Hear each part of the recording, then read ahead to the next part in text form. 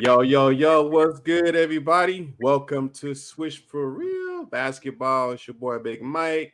I got my boy, Wild Dog, in the building. I know he ain't been here in a minute. We sorry. We apologize. Wild Dog, what's up with you, man? Hey, it's good to be back, baby. Just life happens and busy teenager and all of that combined. I'm like, man, they gonna fire me. I'm probably fired already. I don't even know. They probably got me a pink slip and I don't even know Uh, yet. nah, you always welcome. And yo, my esteemed and most honorable co-host, Boogie Bob. What's up with you, Bob? Yo, yo, yo, Big Mike. Swish for real in the house. Facts, facts. So last year, correct me if I'm wrong, but the coach of the year race was pretty tight, and it wasn't easy to win. So for 2025, I know there's going to be some surprise coaches, and I got a few that I can talk about as far as coach of the year for 2025. So I want to get you guys' opinion on what makes a coach be considered for the position, well, the accolade of being coach of the year, and how can they win it? And if they can win it, who would be your, I guess, your surprise or even your pick for the coach of the year 2025? And we're going to start with you, Bob, with that question, and then we'll go down to Wild Dog and get his opinion on it. Well, I think there's a couple common criteria they look at when the voters pick a coach. Because some of them that have won, they didn't necessarily have the best record, but they turned a team around. And the other criteria is that we even saw this directly. You could see a well coached team, uh, and so whereas this organization or the organization has been poor for previous years, and the coach can come in and set the tone and set good organizational character. I think those two criteria they look at. Wins obviously play a factor, but that's that's just a byproduct of the coach and setting the culture. Like Mark Jackson, I don't think he won it, but he set the defensive culture there before Steve Kerr came in. And the And before you move on, that's a good person to actually bring up in the subject. Do you think if Mark would have stayed for instead of just being replaced by Steve Kerr, will they still have the same success? And I think we talked about this before, but I want the audience to kind of be really reinvigorated by that topic. I think they might have been up in the running, but they they I think Steve Kerr added enough to the offensive end without giving up the defensive philosophies that Mark Jackson put in place. And uh, Mike Brown was on that first staff. Mm-hmm. So, uh, and Mike Brown won Coach of the Year 2 years ago when he went to Sacramento. And last year was Mark Dagno. Yeah. So, you see a lot of defensive minded coaches. I think Thibodeau's won a Coach of the Year. It's funny, the history of the Coach of the Years. Most of them get fired within a couple years after they win Coach of the Year. So uh, they, they can be a fiery brand type of coach, and the message gets stale or people getting tired to get yelled at. But and I think that's what happened with Mark Jackson. He expected a lot from him, and then there's the calm, cool, collected type coach. But I think the two criteria that I see most often is have they impacted the organization, the culture, and have they changed the way the team plays? You know, Scotty Brooks had almost no talent in Oklahoma City before Durant, yet that team played its butt off. Mm-hmm. And so, he took them to the finals, and then a couple years later was fired, went to Washington. Now he's an assistant. Jim Clemens with Chicago and the Mavericks. But Oh yeah, don't remind me of the Jen Clemens he, years. he was on the Lakers staff as well. Yeah. Yeah. So I think it's more the wins, the change in wins is just a byproduct of the coaching.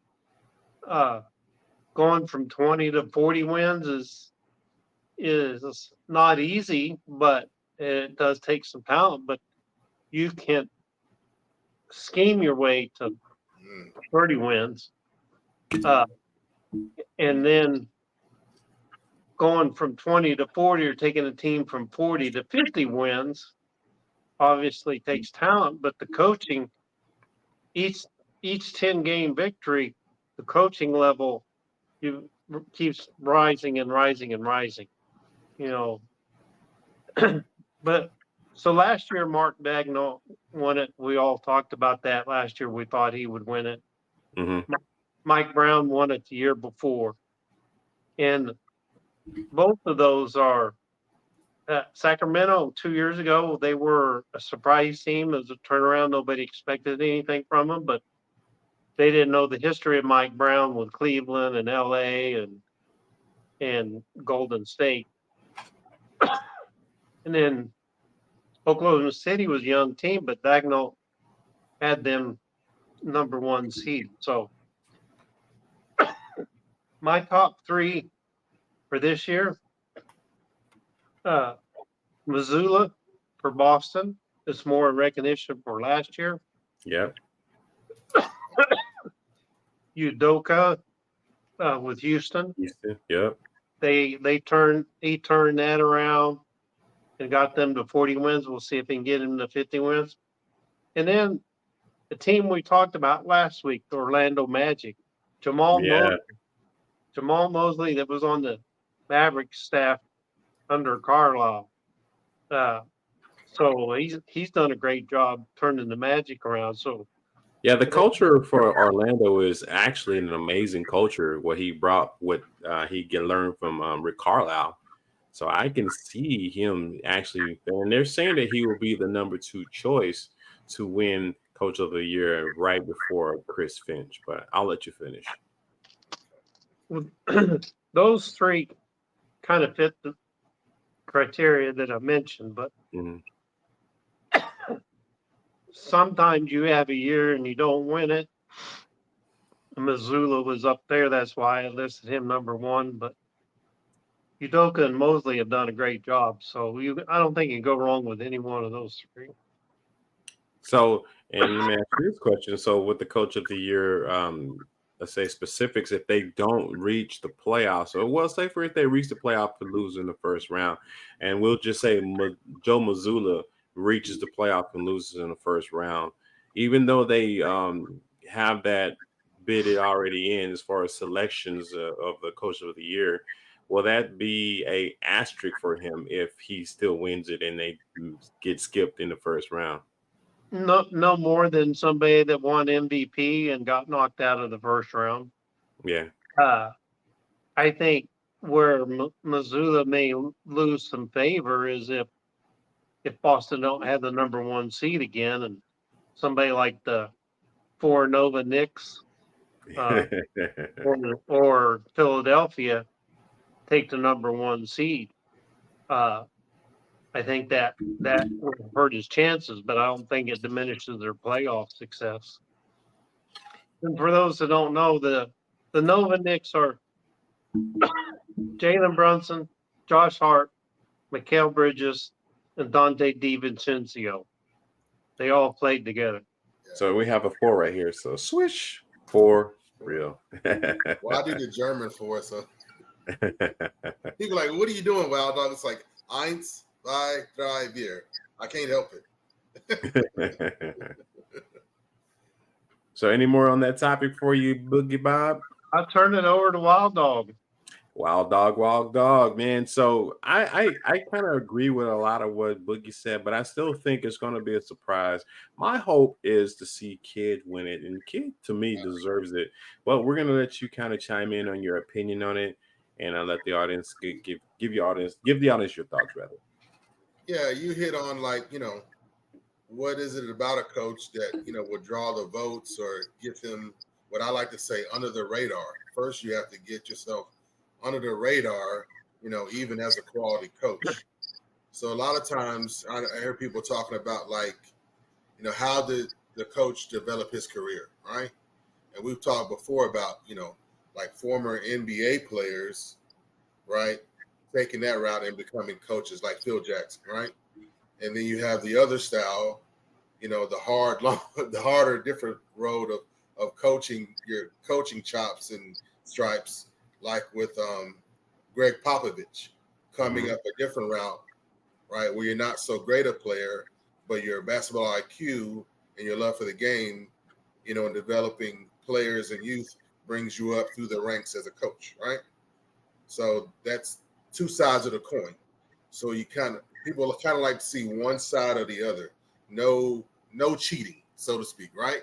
Right? No being gifted a situation unless it's in college. It's not really going to work in the NBA to really get yourself credibility under the radar.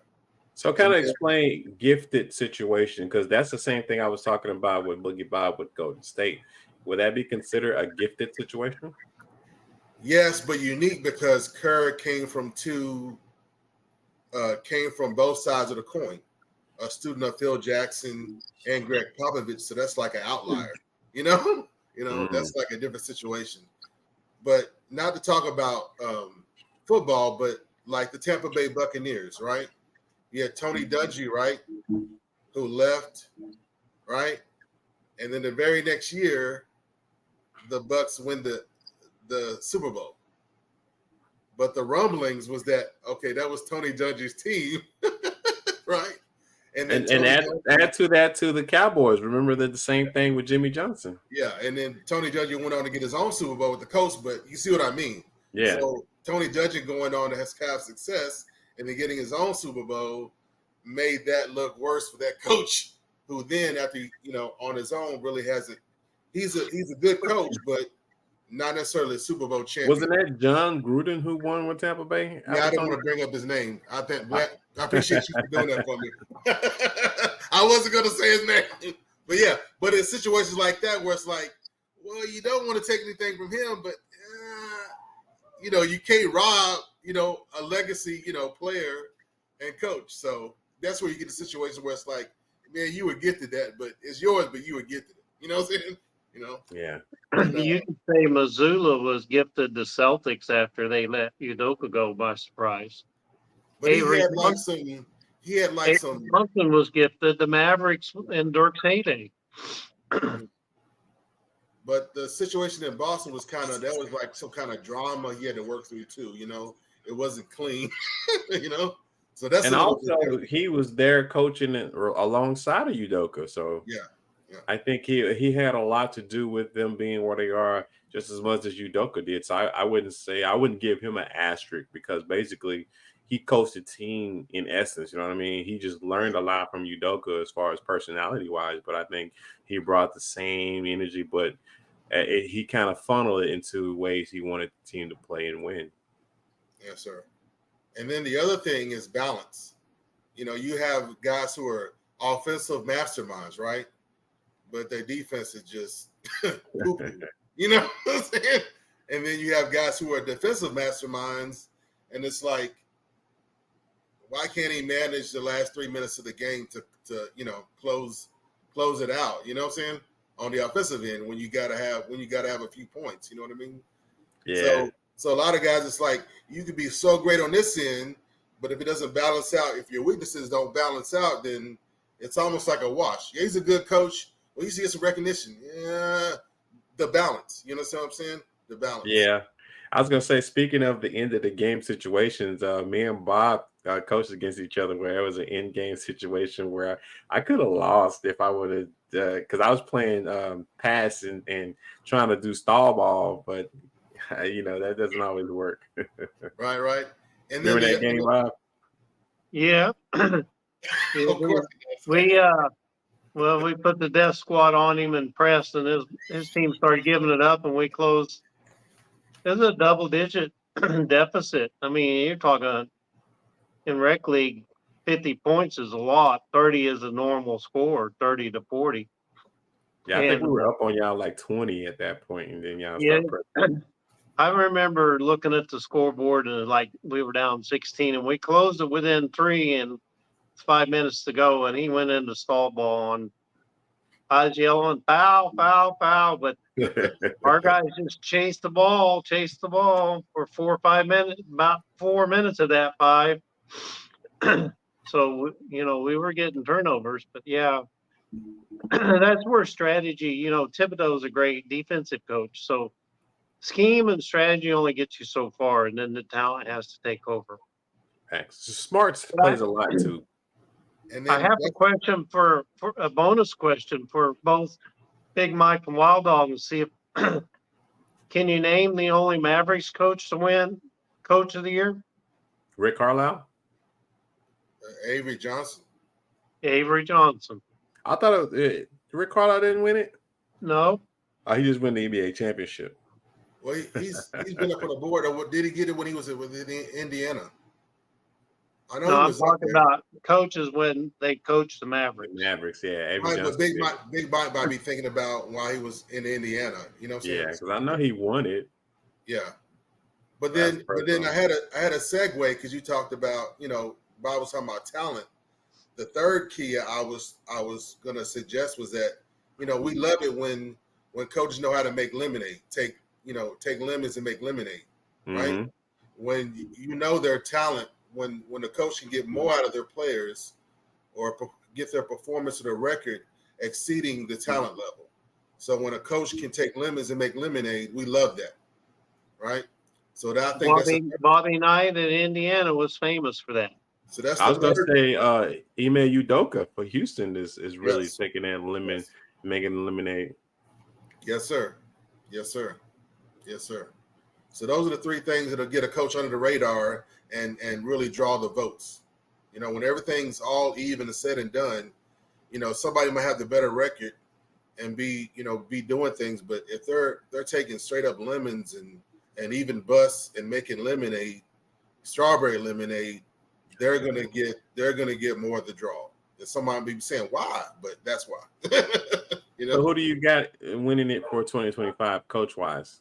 I I I kind of sense a shift. I mean, I could be wrong, but I'm sensing a shift because I love the way the way things have been going. But I got a feeling that some of the old heads may be getting their flowers. Like we just brought up Rick Carlisle, right? Mm. And the work he's been doing. I know he's got Halliburton, but the work he's been doing over there in Indiana. I mean, I feel like the man deserves his flowers. He deserves some votes and recognition for Coach of the Year.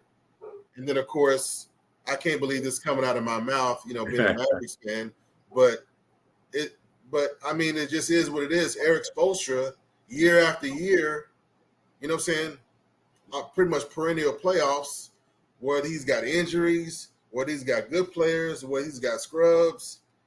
That's just somebody that makes lemons out of lemonade or takes lemonade and turns it into strawberry lemonade. Is Eric Spoelstra. So I'm going not necessarily old school, but more, long tooth legacy coaches at the top of my list this year with Eric Spoelstra and Rick Carlisle to get their flowers for Coach of the Year. So if I had to choose one, fellas, and this is just me, I truly believe in this coach, and he's done it before.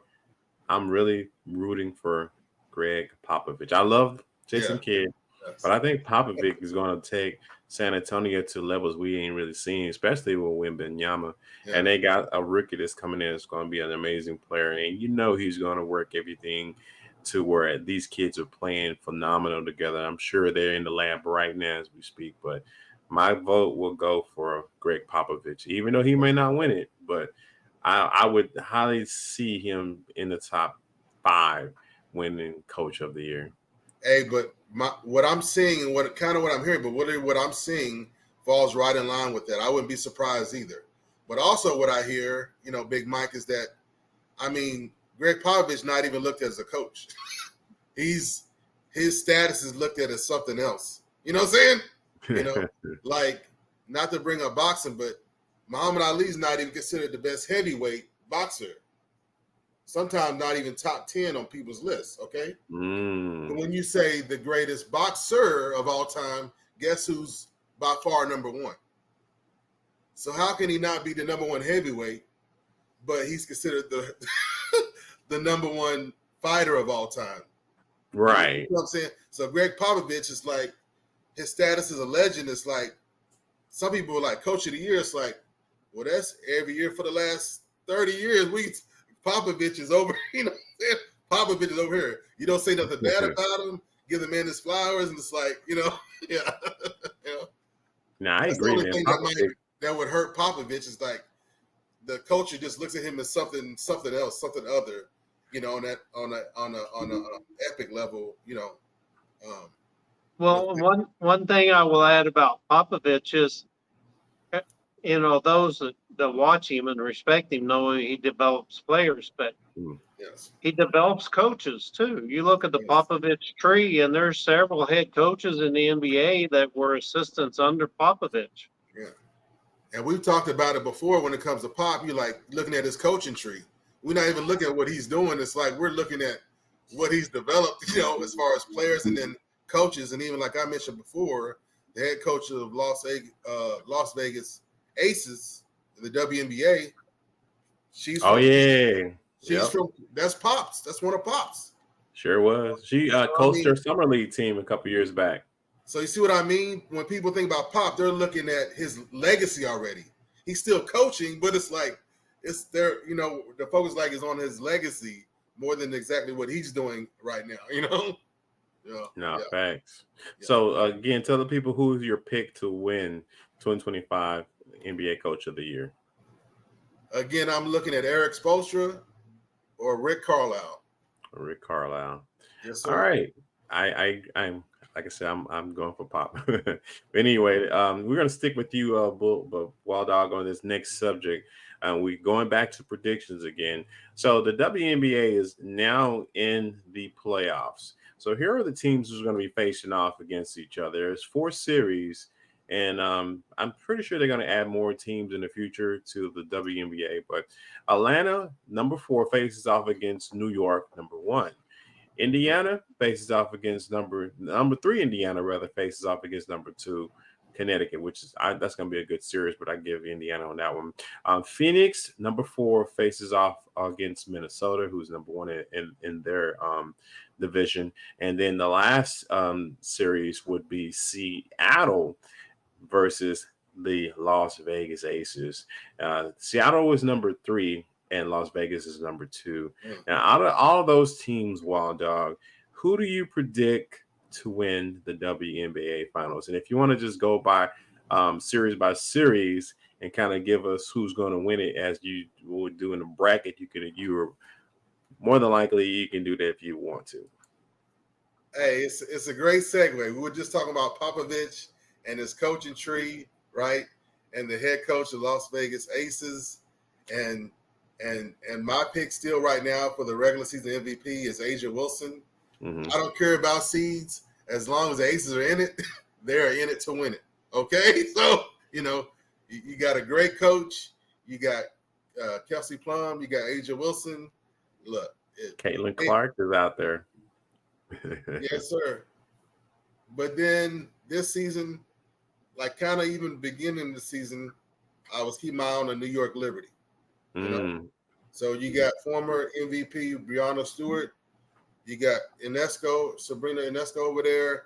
That's my 1-2. That's why I'm looking, to win it all.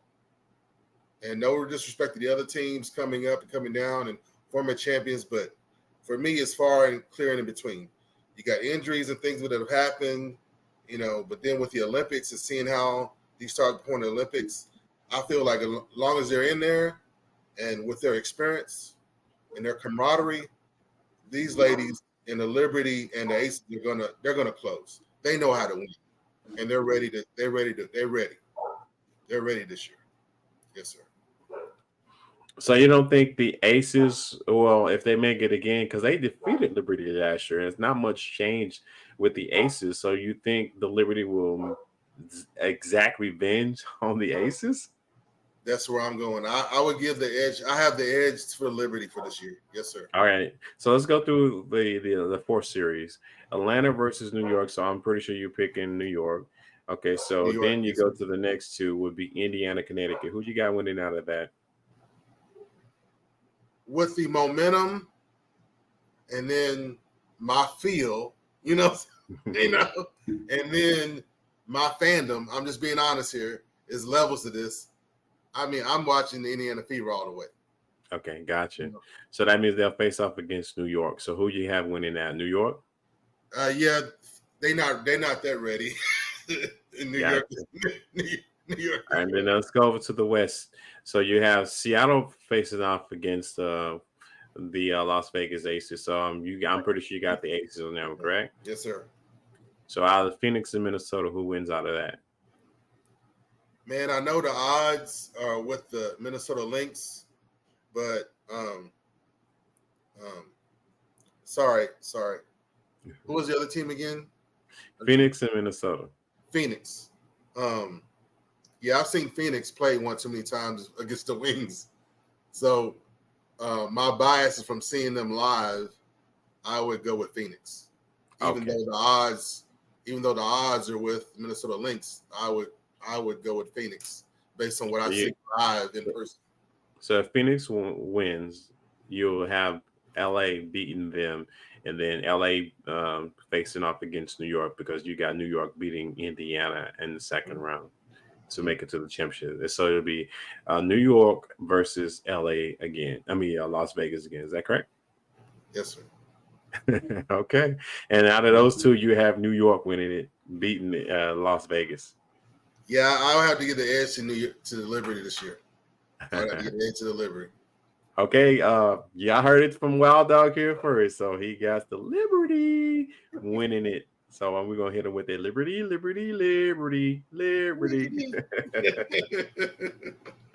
All right, Boogie Bob, man. We broke it all down for you. Who do you have in regards to the WNBA championship? Well, last time Wild Dog was on with us, he had his wings flying behind him. Right. So he's a WNBA super fan.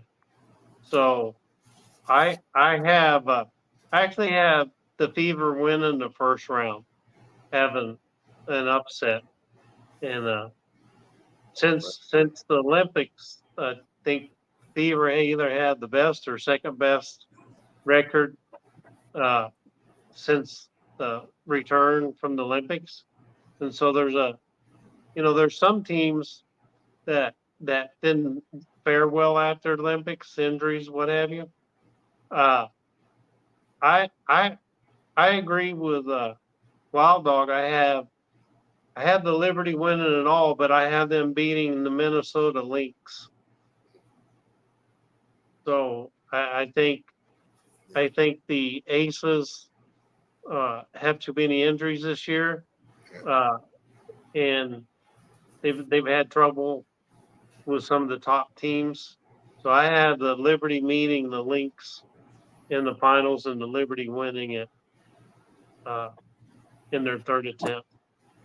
So Well, you'll get no back from me on that. so Caitlin Clark set several records. Most number of points by a rookie, the uh, most assists by a rookie, the most made 3-pointers by a rookie, the most ever 3-point total 3-pointers in a season. That's even better. And so she's been pretty hot since the Olympics, and her and the other lady they picked, is it Audra Wilson? Who's the other guard that's with the Fever? Boston? Anyhow, those are two number one picks the last 2 years, and they didn't get to play on the U.S. Olympic team, and so they came back after the break, and they have been just kicking butt and taking names. So So again, repeat who you have winning it all again, so I people will have the know. Liberty winning it all. And against who? The Lynx. The Lynx, Minnesota. Yeah. Yeah, I think they knock out the Aces. Yeah, they Oh are highly wow, favored. They are highly favored, Big Mike. But I take my feel over that. You know what I mean? I ain't Well, you mad got at the Aces, a veteran team, but they got some injuries, and one of them is their, forget who it is, but it's their superstar. Wild Dog might know who it is. you. For whatever reason, I am really favoring Indiana in this whole thing, and that's the reason why. Because Caitlin Clark, she's going to be something to really kind of be reckoned with when it comes to her offensive game, and she controls the game like no other I've seen in thus far since Cheryl Swoops. And you know how Cheryl Swoops don't like Caitlin, but you can't stop what the girl is doing. So I kind of see them, Indiana Fever, making it to the championship, facing off against. Let me see. I'm just double checking. Hey, Big Mike, if they can mature and make a turn, I could see it. I just, like I said, I thought they can make a push, but I just feel like they're not quite ready yet. But the playoffs can make or break you. You know what I'm saying? You know. Yeah, I think they'll win it all, man. Especially just with Caitlyn doing what she's doing. I don't see why they would make it to there. And the entertainer part of me is like the Indiana Fever win it all would be like everything. Like, yeah, No, dude, it's like the entertainment factor, the money, like just getting rid of all the nonsense, and getting to better venues everywhere, even the Well, women's game. you mentioned Oh, Cheryl Swoops and yeah. the Wild Dog, and I got to meet her after a game the previous year, and we got pictures with Cheryl Swoops. Hey, why Cheryl y'all haven't Swoop. posted them? And I'll find it and post it Cheryl somewhere. Swoops. The Cheryls are my favorite. Cheryl Swoops and Cheryl Miller. Hey, those my two, dog. You know what I'm saying? Yeah, they had a legacy on them. And Yeah. speaking of legacies, we're gonna push over to player legacies, and we're gonna talk about one guy who has my first namesake, and that would be Mike Bibby. The guy, man, if you've seen him lately, the dude is into fitness like it ain't nothing. He's looked like a beast out there, like he just lifting weights in his dreams. Boogie Bob, when we talk about player legacy, what makes them prominent when it comes to their specific teams that they were most notable for, and in particularly Mike Bibby. Can give the audience a little bit of information on what player legacy means, and how Mike Bibby for the Kings may have a legacy with them? So Mike Bibby played for Krzyzewski at Duke, came out highly rated, and he's getting ready to sign a contract, and he was in a wreck. I don't remember his motorcycle wreck or car wreck, but he was in a wreck and had got injured after. So, uh, when you're not in that town, we all know the players of the town that are our favorite team. But your favorite player, Chris Webber, was on that Yep. Sacramento team, and but I'll get to it in a minute. But Mike Bibby was the maestro of that team. Yep. Uh, the one word I have for Mike Bibby, he was unappreciated. Mm. His career numbers don't scream Hall of Fame. He averaged 14.7, 3 rebounds, and 5 assists a game for his career, but he had 14 seasons. Yep. He was on the 98-99 all rookie team. Mm-hmm. He never made an all-star team. But in 2001, 2002, he was 16th in MVP voting. So Mm. when it comes to accolades, that's the only one on his career record. That 2001, 2002, let me mention the starting lineup. Peja Stojakovic in his prime. Chris Webber in his prime. Vlade Divac in his prime. Yep. Doug Christie in his prime. They won 61 games that year. So what about Jason Williams? Was he on that squad as well? He was the sixth man. He was the And sixth man. So Jason Williams, but they won 61 games. And for those who follow NBA, there's been a few teams, but in the 90s, 60 wins was tough to come by. I remember when Seattle Supersonics won 64 and they made a big deal about it. Right. And with expansion, what have you, the super teams get to 60 wins. But, when Denver won it, I think they only had like 57, 58 wins. When the Mavericks won it 2011, they only had 57 wins. So that 2001, 2002 team that Mike Bibby was the leading point guard on, I mean, you're talking about at least 3 Hall of Famers that he played with Peja, Chris Webber, and Vlade. He was the point guard. He was the maestro that controlled all the strings. So to me, he was we've talked about Chris Webber and compared him with Julius Randle, but pick this because I think had Mike Bibby not got injured, he might have had a different career. But it's still, when you have 14 seasons in the NBA, when the average career length back then was 4 years, 5 years, like even though you don't have Hall of Fame numbers, it's just he unappreciated is the word I chose. Yes. What about Bobby Jackson on that squad? He played pretty well. Yeah, he was he's kind of like Bobby Jones was on that 76ers team.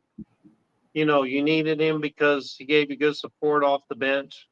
If somebody got injured, uh, he could fill in as a spot starter. Uh, but Jason Williams came in when Mike Bibby took time off.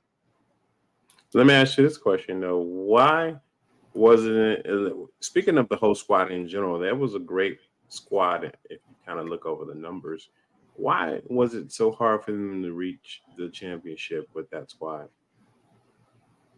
Robert Horry, The Lakers. even that was the next year, but yeah, Robert Horry and the Lakers. And that was the Shaq and Kobe years. Yes. Well, Shaq and Kobe didn't start. Well, they won their first championship in 2000, and they won 3 in a row. So I think they played 1 year before they won a championship together, maybe 2. But yeah, definitely Sacramento had to go through the Lakers, and you got to remember, '99 is when the Spurs won The it all. Spurs. I was about to say that between the Lakers and the Spurs, yeah, it's rough in the West. Yeah, that was a gauntlet back then. I mean, Yes. the West has always been a gauntlet. So I like this style of play. He was not terribly athletic. He was a good shooter. He's a decent rebounder, but he ran offense. He was like having a coach on the floor. Yes. Yes. Even though I never liked. There's 3 teams in college that, excuse me, that I grew up hating: Duke, North Carolina, and Kentucky. And I know Wild Dog would agree with me about hating Kentucky, but Mike Bibby was one of those Duke players that you really didn't hate. And I think, didn't he have a brother that played in the NBA too? I have to research that. Stay in your lane, Boogie. I got it. Well, I'll turn it over to you now. At least So, we Boogie, I appreciate all your commentary on that one, particularly with Mike Bibby. And I think he had a good game, but to me, his game didn't really translate for what I was looking for. If I'm looking for a guard back then, the first person I would think would be Gary Payton and John Stockton. You know what I mean? They still was balling. But as far as player legacy, Wild Dog, Mike Bibby with the Kings. What are your thoughts on that? And kind of give the audience your opinion. Yeah, just to give some scope. I mean, you were right in the middle of the heyday. I mean, Michael Jordan was still in the league too. So you're looking at one of the great heydays of basketball. And so this is why we do this segment, because you have, good players who had amazing seasons and amazing careers, long, good careers, but then they get looked over. They're considered, they're underrated, and they get forgotten. So I love that we're doing this segment, giving good players their flowers. And Mike Bibby was what we consider a true point guard facilitator, where he put himself last. And for me as a fan, I hated Sacramento Kings, and I dreaded, I'm a man that fears nothing, but I dreaded Mike Bibby. And anytime Mike Bibby's healthy and the game is anywhere close, you could think the game is over, down by, 6 points with 30 seconds to go. You are not safe with Mike Bibby on the court. He's burnt the Mavericks time after time and cost us seeding, just created havoc. And sometimes when they had nothing to play for, Mike Bibby get that side, looking to the side, those big eyes, looking to the side. You're like, oh no. Come out of timeout and just make something happen, And then we go from being ahead to having to do a last second shot, hit or miss, and just spoiled it for us. So many times just spoiled it for us. So I don't use the word fear, but I dreaded Mike Bibby as a fan. And that's so the coach at that time, if I'm not mistaken, wasn't that Rick Adelman? Adelman, yes. And and let me before I forget, I don't want to pass over before I forget. Gotcha. There's a couple of things I like in his history. Okay. Some people like, man, you ain't no recruiter. I'm like, man, you watch basketball long enough and talk to people and look at people long enough, things start to matter and add up, right? So first thing I want to say about this man is with his high school in Arizona, Shadow Mountain High School, right? There was no culture. There was no culture basketball there, and there was no winning culture before Mike Bibby. When they won the state championship in 1996, they went on to win 6 more. And they're like a perennial threat ever since 1996. So Mike Bibby coming through that high school, through that program, created a culture for his high school, for that region, okay? And there's been other athletes come out of the high school, but not like basketball. They've had like Olympic swimmers, a gold medalist, football. There's a couple of MLB players who are now coaching. But Mike Bibby is responsible for creating the culture there, winning, not only basketball culture, but a winning basketball culture at his high school. And I love I was mentioning he was 1996 Mr. Basketball nationwide. So Mike Bibby, Mr. Basketball for the entire United States of America. Okay? That's crazy. Yes, sir. And then, in 1998, first round, second pick for the Vancouver Grizzlies. And when we talk about organizations, which I'm not going to do, but that matters. You get picked up by the Vancouver Grizzlies, who are now in Memphis. That says a lot in itself. You know what I'm saying? Sometimes sometimes the team wins the lottery, but the player doesn't. Okay. Yeah, because they left a lot of good players go from that team when they started kind of slipping, especially when Chris Webber went to Washington to play with Juwan Howard. Mm-hmm. And then I wanted to mention, he grew up in Arizona and did high school in Arizona, but I want to give shout out to Cherry Hill, New Jersey, which is essentially just Jersey, New York. There's basketball. It's right across the river from Philadelphia.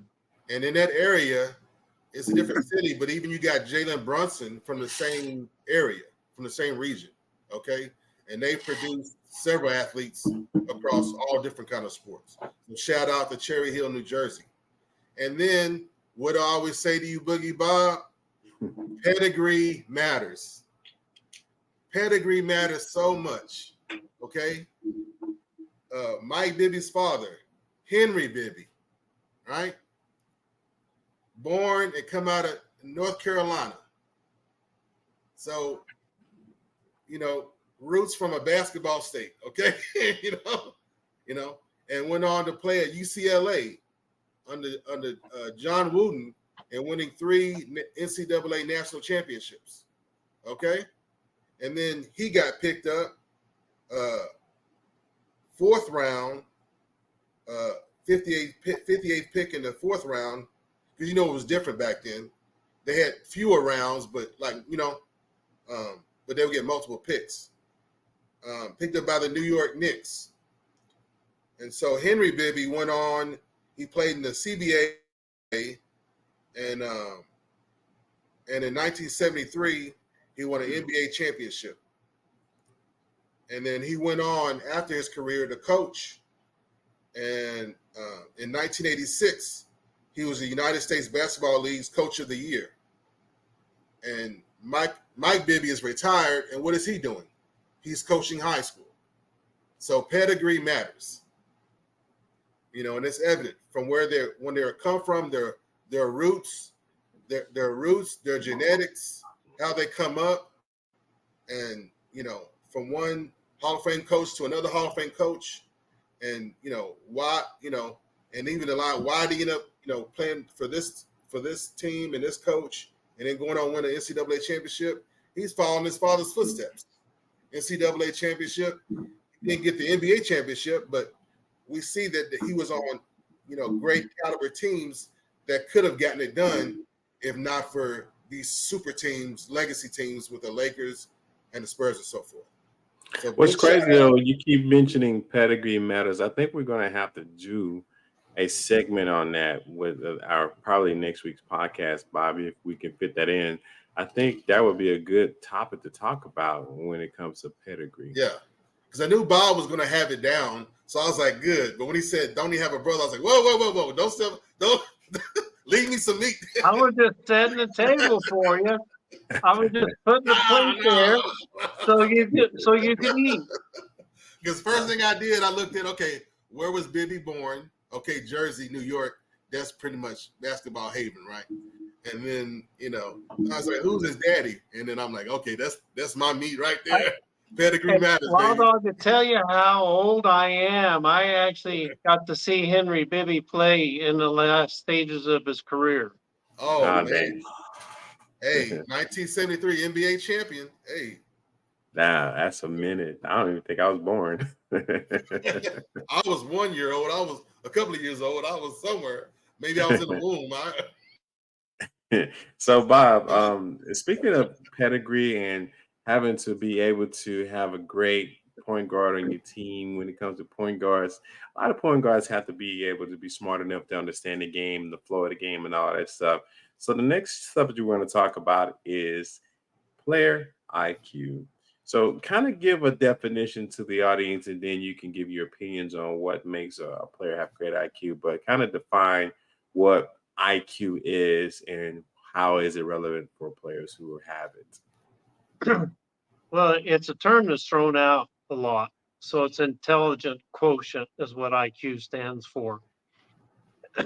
And just kind of a side note, Patrick Mahomes was a point guard in high school and he played baseball. So he sees the field, being basketball player and point guard. He wasn't just the point guard, he was a starter. I think he might even been, I don't know if he's all-star, but he sees the field in football like nobody else does. If the players are on the same page, then he's whipping out something. Well, what was that sound effect? I love it. So basketball IQ is it's one thing to have skill. It's also you can be skillful and not uber athletic. You can be uber athletic and not skillful. You put the two together, you're up there. But the the players that hit the stratosphere, they just see the game differently. They know before play develops where the opening is going to be, where the player should be, where the pass should go. They know how to manipulate the defense to get them where they want them to be. They on defense you see them making. You're like, why did that other team make the pass? Well, because the high IQ players anticipate and know where the ball's going before the ball even gets there. Facts. I mean, what do we teach as coaches? Pass beats the dribble every time. But That is a true statement. if you know where the ball is going before the ball gets there, then you got to lay up or dunk the other end. And it also goes to say if you have continuity with your players, then yeah, that makes a whole lot of a difference. So the I'll give you 3 legacy players, and then I'll give you 2 current players. The 3 legacy players, because I got to see them play in college, are Bird and Magic. Bird They and Magic. Magic in practice. James Worthy said he learned real quick never to turn his back or his head when Magic had the ball. And they asked him why. He said because the first time in practice he turned his head and he didn't cut. Magic drilled him in the head with the basketball. I remember we talked about that a couple episodes ago. And so the announcers used to always say it's like if a defender was trying to cheat and look the other way or look the other way, that's when Magic he make that's why they called him Magic. You know, he'd make the pass that no one else could see. Bird, he read the game so well. You're like, here's a guy that's not athletic, but he's on a defensive team. He made it. Pistons didn't break through because he made a steal at the end of the game, anticipated pass, which allowed them to get the winning bucket. But the one that I got to see probably more of was Jason Kidd in his rookie year when he split rookie of the year with Grant Hill. I think Jason Kidd was robbed. Right. Could have been. Yeah, we talked about that a little bit. But the golden boy versus pass before the guy was even open. And it didn't matter where you sat in the stadium. You was like, if you were higher up, you could see the play develop. But those guys are on the court, so it's just 10 bodies. And here, kids in the width of my head, Kidd would thread that ball right through that space to where a player is supposed to be cutting and going. And if the player quit cutting or going, he'd chew him out during timeout. I saw him in his rookie year chasing the ball out of bounds, which wasn't that uncommon. He had a lot of speed as a rookie. He went up in the air and called a timeout before his foot went out of bounds. It's one thing. Excuse me. Just a minute. You know what? Also, I think we need to also cover this topic too. Speaking of Jason Kidd, the 3 J's, man. So I'll let you continue, but I want to definitely cover that in another episode. Yeah. So, I mean, a lot of players, if they're falling out of bounds, try to bounce it off the other opponent's leg or something and get the ball. But you very rarely see a player go up, get the ball, and call a timeout. When he was first coaching, he was out of timeouts, and he asked the player, he's like, run into me. Yeah, I remember that. And he had a drink, Coke or soda or something. All over the court, I remember. And it's all over the court. That's basketball IQ. I don't have a timeout, but I know they got to mop the floor if they spill a drink all over it. Uh, but Jason Kidd, you go back and look at some of his passing, the ball, much like a quarterback and a receiver, the quarterback's already thrown the ball before the receiver's made his break and turn and gone for the ball. The fact And when the Jason, Mavs drafted Jason Kidd, I was so thrilled because we finally got our point guard. Yeah, right. yeah, and then they traded him for Sam Cassell, Yeah, I was Michael Finley, and AC Green. and only one that came good out of that trade was Michael Finley. AC Yeah, they Green didn't was hold serviceable. on to Cassell long enough to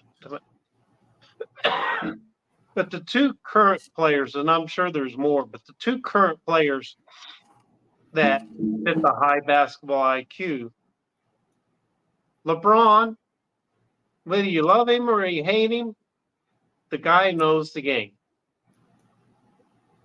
And the other one, it's going to sound like a homer. He keeps coming up every week. But Luka sees the game like nobody else. Okay, he's 4 or 5 inches taller than most point guards, a few pounds heavier, get to where he wants, one of the best one-on-one. But some of the passes, he made a pass against LA where he was under the rim, double team, and there was a third defender at the top of the key, and he does a bounce pass between all three of them to a wide open 3-point shooter. I think it was Dante Exum, who drains a three. Hmm. I'm like, who makes that pass? So you know what the common denominator from all the people you just mentioned? All of them play the guard position. Yeah. Well, you have to have. If you don't have basketball IQ as a point guard, then you get a Darren Collison or an OJ Mayo I or a agree. Monte Ellis. So what would you Somebody fit who's Tim good, Duncan on that skillful, list? talented, but they can't lead a team to where they need to go. You just look at Dirk's stats were not nearly as good when those guys were the point guard. He had his beef with Devin Harris, but when Kid came in, when Dirk said his butt on the block, he didn't have to move. The pass was right on target. If you watch Luka, his passes are right there. They're Let me ask you a right in the question about frame. one player that played for San Antonio who was pretty smart, and just actually two of them. I can mention the one I want to mention is Tim Duncan. He was pretty much a high IQ person. He was highly skilled to me. He had because he was so skilled, it came off as really good intelligence. I think I wouldn't put him in the stratosphere. He had a good basketball IQ, but he had a super understanding of what he was capable of, and he stuck in his lane. So the other person on San Antonio I was thinking about is Manu Ginobili, not Manu Ginobili, but Tony Parker. Yeah, I could see that. I mean, there's there's a litany of players that put up ungodly numbers, and but it's what makes them 10, 20 years after they quit playing. You're like, you remember when he made this pass over here, when he made this dunk over here, and you're still talking about people still talk about Dr. J now. Yeah. There was a highlight reel of all of his dunks on Facebook this morning. And, he's flying through the air with that hand up and one-handed. And, and then the afro. Dr. J played really good defense. So here's another question for you. What about coaches that make these players IQ better? Or is it vice versa? Does the IQ of a player make a coach better? So the Claw, Kawhi Leonard, is a great example of that. He was a good player. Popovich turned him into a great player. Gotcha. So, your 3-and-D guys, your Jimmy Butlers, your Kawhi Leonard, your Paul Georges, they have a certain level of intelligence that their decision making makes a difference in the game, and they have a good IQ. For me, high basketball IQ are the ones that make the play no one else can make, Hmm. as well as the ordinary plays that the ones I just mentioned. But they make them with regularity so that it's not a fluke. Like, how many times have you seen Luca drive the lane and he throws it cross court to the 3-point line to the other guy? The only other guy in the NBA, well, there's two guys now, but the only other guy in the NBA that can make that pass, let alone see it, was LeBron. You see Cade Cunningham making that pass and others trying. But, your Kevin Durant's, Tracy McGrady's, they give you a great show and they know how to get to their spots. So that's a certain level of basketball IQ. But what I'm talking about is game changer difference makers that they see the play before the play even is there. I agree with that because I think, I mean, if I had to choose one out of all that you just listed, Jason Kidd would be above and beyond one of my most high IQ basketball players. And I compare him to Magic Johnson. Magic Johnson only gets the nod because Magic Johnson is 6'8". That's a freak of a point guard when it comes to just height wise. And Kidd was 6'5", so 3 inches makes a lot of a difference. And plus, he wasn't scared to pass the ball, and neither was Kid. But I would have to give the nod to Kid just basically because I seen more of Kid's games. Not to say that Magic wasn't a great player, which he was, and his resume speaks for itself. But Jason Kidd was like one of those phenomenons that he didn't really have to shoot a lot, and he made everybody around him great. You agree? I do. And I saw a lot of Jason Kidd as a rookie, as his later career, and in between. And that New Jersey team, he took to the finals twice with Richard Jefferson and Vince Carter. Mm-hmm. And he was pretty young at the time. And speaking of young players, we're gonna talk about the best players under the Man, age of what? 25. Back up a minute there. With that wild dog talk about this basketball IQ. Oh, my apologies. Sincerely, Wild Dog, your thoughts on high IQ basketball players? Yeah, I have a little bit different spin, which I'm a great compliment for Boogie Bob. So, but I got a little bit of pushback on Tim Duncan. Anybody nicknamed the fundamental has a high basketball IQ. Now, whether it's legendary, sometimes we say listen to what the players say about other players. And since his retirement, and in podcasts, what other players have had to say about Tim Duncan, as Mhm. quiet as he was, has revealed a whole nother level of his game and his understanding his IQ that wasn't necessarily, talked about or put out in the media. And especially when you're playing for a great coach like Greg Popovich, he can easily be overlooked, you know.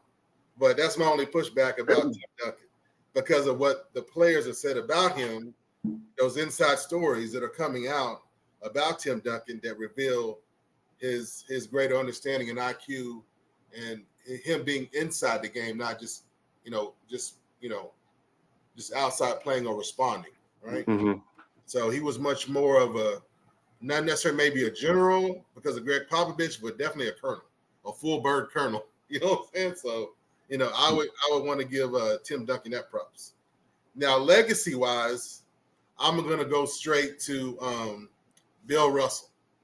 He would say himself, I wasn't the best center, the best player. I'll give that to Wilt Chamberlain. But me and my team, we were the best teams ever, right? And when and when and when Red Auerbach, the great Red Auerbach, retired, I said he handed the keys over to his player coach. and Bill Russell won a championship as a head coach of the Boston Celtics. People want to forget that he won a chip as a head coach of the Boston Celtics. And Red Auerbach could have had the pick of the litter. You know what I'm saying? At the time of head coaches, they would have been up for that spot. He's like, no, wait up. I got my man right.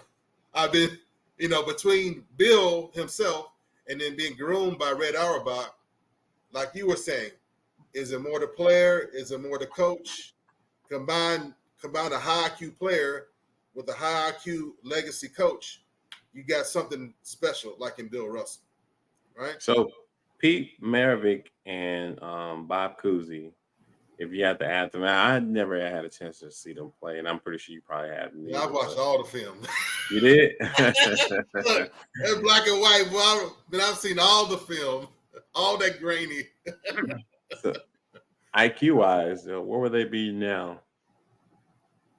Man, Pete was special. Pistol Pete. Yep. He was, I would say, that's another point I want to make. When it comes to IQ, you got the cerebral side, right? And then you got the instinctive side. And then what we're talking about now, we're really talking about people who have a great combination of both. Mm-hmm. Okay? So and if you look at Pistol Pete film, think of him more instinctual. Now, he's not cerebral, but he's heavy instinctually. Like, he didn't have to think, he just reacted. How did you know you were going to do that? Well, I didn't know. You know what I'm saying? And then Cousy, he was very instinctive, a hot dogger, but way more cerebral. And when it comes to the balance of the IQ, he was far more cerebral, right? And then when it comes to current players, I'm leaning away. I'm going to say one. Of course, LeBron is a no-brainer, but my first thought actually was Nikola Jokic. Nikola Jokic. Because he is highly, I should say his name probably, Nikola Jokic. He loves when people say his name right. I apologize. He is highly cerebral and highly instinctive. He knows what he's capable of. And a lot of those passes, am I going to shoot, not shoot? All of a sudden the ball out of his hand, he'll tell you, no, I thought I was going to shoot. But then the corner of my eye I saw, and then his hand, he didn't have to think about it. He knows what he's capable of. He knows what his players can. It's a combination of both. He has a very high combination of both. So I'm calling out a center, not a point guard. You know what I'm saying? Right? Mm-hmm. And then I wanted to give to one of my favorites. Ever since I heard about him, and I watched his whole career at Michigan State, right? We're talking about current player. And ever since I heard about him, he, went to Michigan State, I followed his career. Draymond Green. Golden State Warriors. One of my favorite players and someone I feel is underrated when it comes to basketball IQ. Because in my opinion, he has to settle in, like he's had to meet the level of his teammates. And that's no knock against Steph Curry or anybody, but Draymond Green, again, a point forward, point center. Nikola Jokic, point center. That's where I'm going with this. And that's one of my favorites that I've watched since I first heard about him and followed his career. Draymond Green is my dude. You know what I'm saying? What, Wild Dog, what do you think about Arvydas Sabonis, the current Sabonis' dad? Yeah, but that whole family line, he was a very cerebral player. That whole line is special. And that reminds me of when I was talking to the commissioner. I was like, Commissioner, you got to get into this genealogy thing. We can't lose. Our farming system has to focus more on genealogy. Mm-hmm. You got all these lines of players, and they've got children and cousins and nephews, and we're missing it. And the competition is going to get so much more fiercer. So between DNA and your life room and you growing up with an athlete and those resources, just like Bronny James, the competition is going to get so much fiercer that you're going to see so much more pedigree. And I encourage the commission to go into genealogy, And so when it comes to Sabonis, that was one of the people I mentioned. I was like, Sabonis. I was like, where's his grandkids? I was like, you need to find out. That was one player I said, them. I was like, where's his grandkids? It might skip a generation, but I was like, where's his grandkids? And then they went and found old boy and brought him up and developed him and brought him up. And I was like, yes. Because otherwise, you stuck in Europe somewhere, you obscure. I mean, we're doing better now, but you know, we had to get off our high horse. Oh, it's American sport. We own everything. We run everything. There's talent.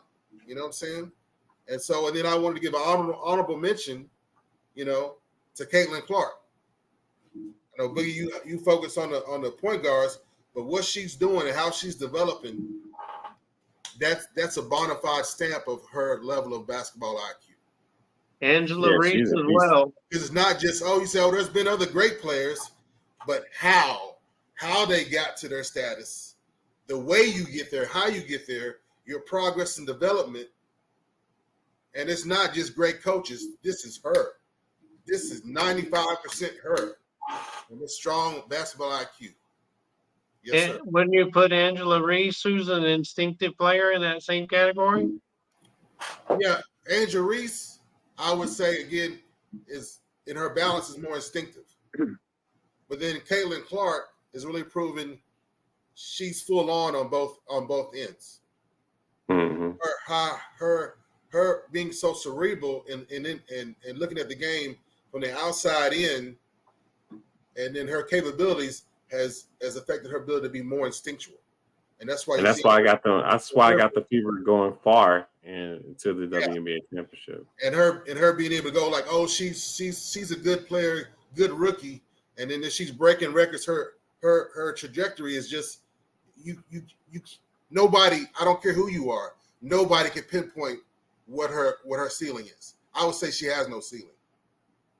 Nah, facts, and she's pretty young for to be in the WNBA as a rookie. So speaking of young players, and we're going to keep with you, Wild Dog. We're going to talk about the best players in the NBA from age 25 and under. Give me your top, if you want, 5 or 10 players under the age of 25, and let the audience get your reactions to your own statements. Hey, I'll try to be quick on this and let Boogie Bob roll because I know he's on it. Because I know I'm gonna get him started because technically Luka is 25 years and 7 months or something, but I got my son this weekend. There's no way. That's he saw the run sheet. He's like, Dad, Luka. I'm like, okay. So for my son Jet, we're going with Luka Doncic, who's 25 years old and who's been technically a professional since he was 14.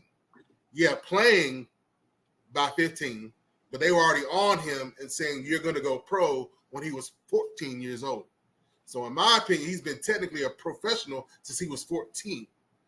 So by far, 25 and under, he is the most seasoned and talented and just coming off the NBA Finals. That's our guy. And what amazes me is how kids from 20 to 25 know so much about the game. That gives you an idea that they've been studying it and trying to really perfect their crafts for the most part. So, I mean, like 20 to 25 is amazing when it comes to health-wise, energy-wise, and you can't connect the mindset to that yet, but these kids already done it. And again, pedigree matters because where and how would he get that mindset from? Mm-hmm. Not his model mom. It's his professional athlete dad. Pedigree matters. You got to follow these guys. Oh, he's retired. He's done. Man, where their kids at? Don't get lost. Don't get lost. DNA don't lie. Culture don't lie. When you come up in a family like that, DNA and culture does not lie. So if you had to choose a center, and I don't know if you have this on your list, as far as the top center, age 25 and under, who would that be? Oh, and then my next is just it's my guy. I'm a fanboy. I just admit it. I love Wemby. Rookie of the year. 20 years old. Where's my note? Did I say that right? Wait. No, that's IQ. I apologize. I don't. Yeah, 20. I got it right. That's my guy. 20. The 2024 Rookie of the Year, Victor Wembanyama, 20 years old. And then there's a huge. For me, there's a gap, but I can't come off my. I gotta say true, right? Because I've been high on Anthony Edwards, so I'm not coming off of that either. I can see Luka's here, and Wemby's doing there. But I'm like, okay, I can't have this conversation without giving some respect to Anthony Edwards coming off his gold medal. Coming off his gold medal, you know? So that's my guy. I'll be watching him, and he can have a great what's amazing about Anthony Edwards, to say his age, he's 23 years old. 23 years old. This dude's still trying to finish college. Big Mike, this dude's still trying to finish college, and he, you know, you can still smell the Similac on his breath. I'm just saying, there's people still trying to finish college, and he balling. You know what I'm saying? Man, he jumped off the porch fast. I'm sorry, continue. But no, that's it, man. It's like, you know, hey, Luka at 25, but pro since 14. Rookie of the Year, Victor Wembanyama at 20, and then I still feel like Anthony Edwards is making that huge turn and rubbing elbows with the legends and winning that gold medal. Man, I don't know what's coming. I hope he does well as long as he loses against us. At 23. Yes, sir. Man, Boogie Bob. I know this subject is one that you're going to really dig into. And before we even continue with the subject, I want the audience to know that Cerebral Sports will now be allowing us to use their platform analytics-wise. Bob will be our resident analytics stat guy. So he's going to bring all the analytics, and it's going to be coming from Cerebral Sports. I just want to mention that. So back to the best players age 25 and under. Let's hear your list, Bob, and you give the audience your opinion on it. Well, I only ordered a half rack of ribs, but Wild Dog recommended a full rack and a half. It is a lot out there too, man. I'm looking at them right now. For those that have never tuned in, we talk about leaving meat on the bone. So, you know, he served me a whole 2 rack full of left it on the plate. So thank you. You're welcome, brother. I knew it was coming, so I'm like, hey, I'm gonna keep it short and sweet. I know Boogie's on this one. So ESPN does a list every year. It hasn't come out this year. And there were 4 players we talked about last year when we talked about this. And we talked about De'Aaron Fox and SGA. Mm-hmm. They're 26 years old. We talked about Tatum and Brown. They're 26 and 27. Yeah. There's a stat about great players that have won their first championship. They're, with rare exception, usually win their first championship by the time they're 26 or 27. Mm. But I have 14 players listed. So I'll go by 14 players, not 14. 14 players. 14? Dang. Okay, let's roll with it. And they're kind of by position. Okay. So I got Luka. I got Ja Morant. I got one of your favorite players, Mike, LaMelo Ball. Yes, sir. Okay. And then I have 2 Tyrese Halliburton. Maxey. Yes. And Tyrese Maxey. He's a local kid. I love the Tyrese's, baby. We've been talking about pedigree. Tyrese Maxey's dad played in the NBA. So at the point guard, you got Luka, Ja, Tyrese Maxey, Tyrese Halliburton, and LaMelo. That's pretty stacked. Yeah. No, facts. Them kids can ball. Facts, Then I got 4 centers. VW. Victor Wembanyama. No, that's Victor Wembanyama. Highly, highly underrated homer call, but he is going to be, you watch, Derek Lively. I knew it. Derek Lively. Right. Yeah.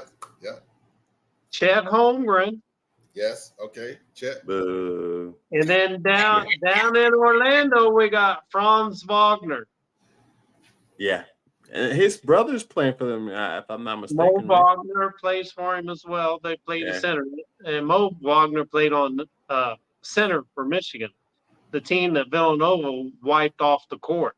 We ain't gonna talk about that because you talk about my Michigan I Wolverines. know it was 2018. I saw it live.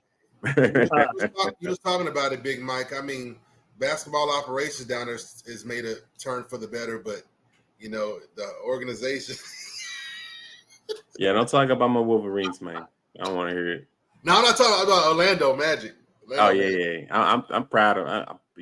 My second best player. Well, he actually is my first best player right now, and it's Pablo Banchero, man. I like him, man. I love that kid. And But I'm sorry, go I ahead. have him, but I have like 5 other guys. All right, continue. So 2 of them are in Houston. Albert Sagoon, He nice. Cam Whitmore. Yeah. Okay. Yeah. And they together, Big Mike. So I mean, yeah. Yeah. And Ant-Man, as Wild Dog said, Anthony Edwards, got to put him on the radar. And then I'm down with Ant-Man for sure. For real, dog. He coming, baby. He coming, still coming. He's still coming. Two guys that people have kind of slept on and forgot about. Jaren Jackson Jr. Facts. Memphis. Yeah. Keegan Murray. Oh yeah. I had him on my list too. Keegan Murray can hoop, man. I love that kid's game. He's been actually a surprise for a lot of people. And if you can't remember Detroit's squad, there's one kid on there he's 22 years old.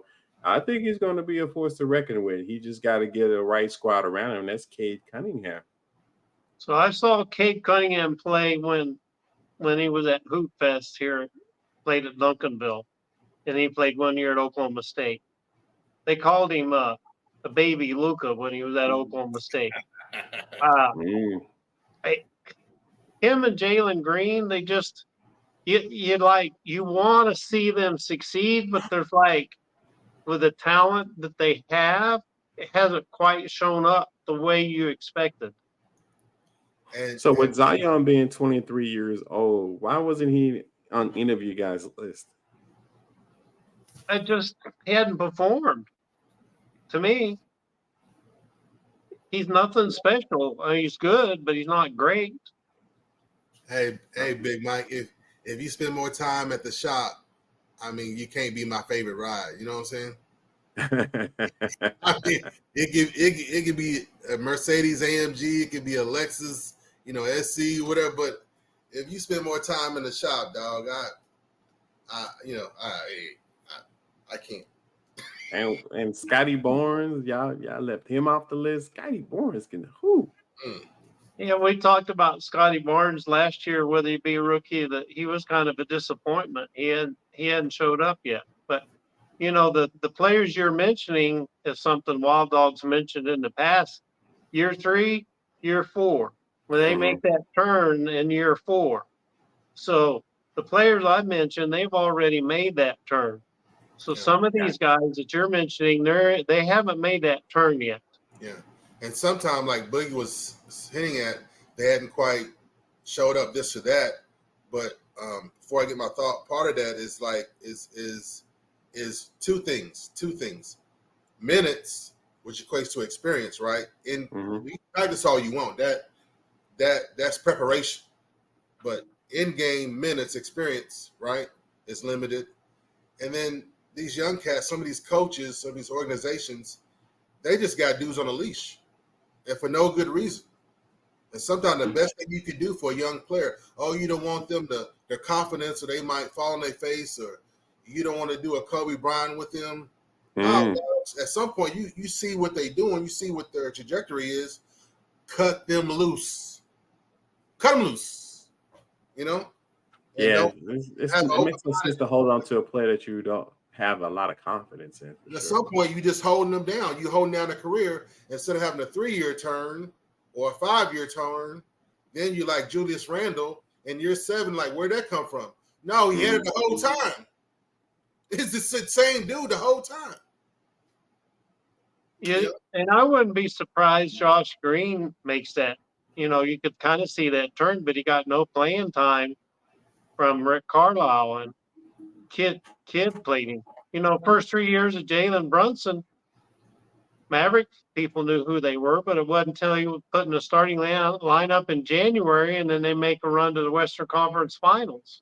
Yeah. Uh, That was an so amazing run. up till then, he wasn't even getting minutes from Kidd. So, but he made that turn.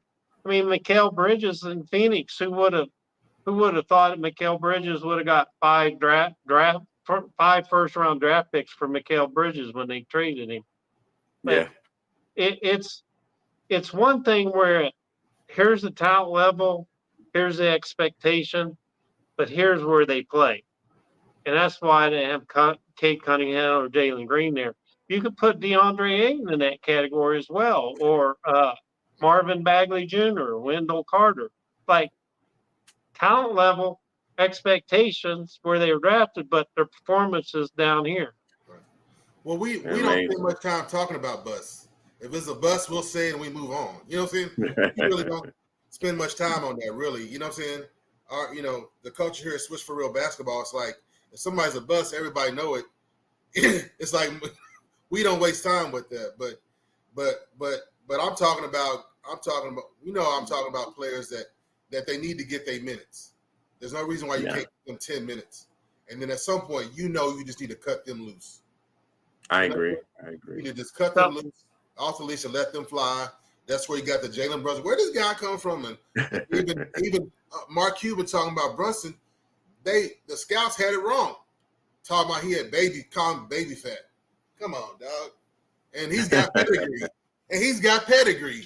And you feel what I'm saying? He got pedigree, he got skills, and look where he's at. You say hindsight is 2020, but I'm like, you look at the pedigree, you look at what he's done, a NCAA champion. You know what I'm saying? Two-time NCAA championship, two-time National College Player of the Year. And why was he on a leash?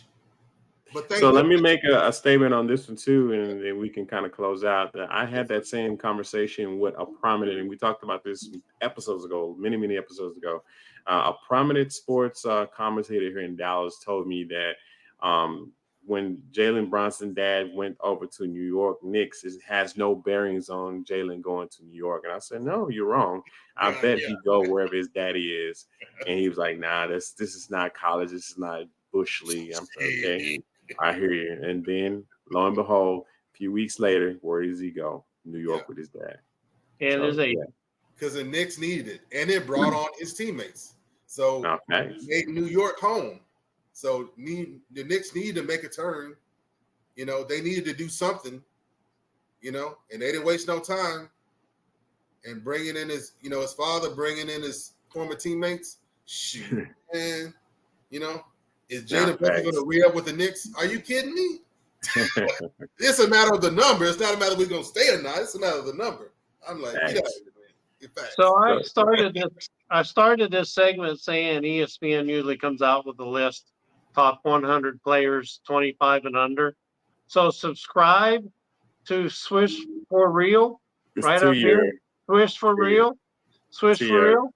So when that list comes out from ESPN, be looking for the post. We'll post it on Swish for Real, and become a subscriber. And that way, if you don't have ESPN Plus or any of that stuff, then you can tune in to Swish for Real, and we'll be glad to share the information with you.